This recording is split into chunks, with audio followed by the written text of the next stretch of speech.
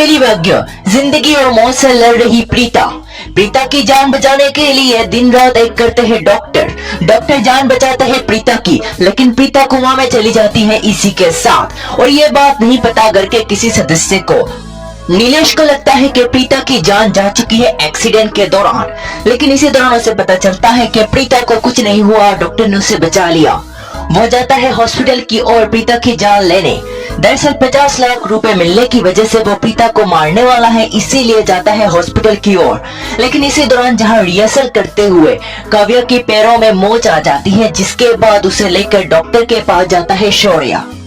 जाने के बाद वहां पर सृष्टि होती है और सृष्टि को देख शौर्य उससे बात करने आता है, क्योंकि उसे पता है वो राजवीर की माँ है।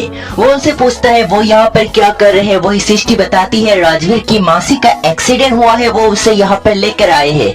वही दवाई लेने के लिए सृष्टि जाती है और कहती है थोड़ी देर के लिए जहाँ उनका ध्यान रखे। और ये बात जहाँ राजवीर को नहीं पता वो राजवीर को भी बता के आती है, और इसीलिए जहाँ वो बाहर निकलती है फोन करने के लिए। बाहर जाते ही जहाँ नीलेश अंदर आता है और नीलेश कमरा ढूंढता है, किस कमरे में है प्रीता। वहाँ जाता है, वो प्रीता को मारने वाला होता ही है। वहीं पर करण भी आ जाता है। करण को पता चलता है कि रास्ते पे किसी का एक्सीडेंट हुआ, लेकिन उसने गलती से प्रीता को देखा था। लेकिन अब वो प्रीता को ढूंढने के लिए हॉस्पिटल आता है और आने के बाद जहाँ नीलेश को देख नीलेश से पूछता है वो यहाँ पर क्या कर रहा है। वही बताता है वो यहाँ पे पूछताछ करने के लिए आया है, लेकिन यहाँ पर प्रीता नहीं है। ये बात जानकर जहाँ करण वापस चला जाता है, लेकिन साथ ही साथ जहाँ वो उसे मारने वाला होता है वहाँ पर आ जाता है काव्या और शौर्य। शौर्य और काव्या आकर देखते हैं नीलेश के हाथों पर एक बंदूक और वो उससे मारने वाला है प्रीता को।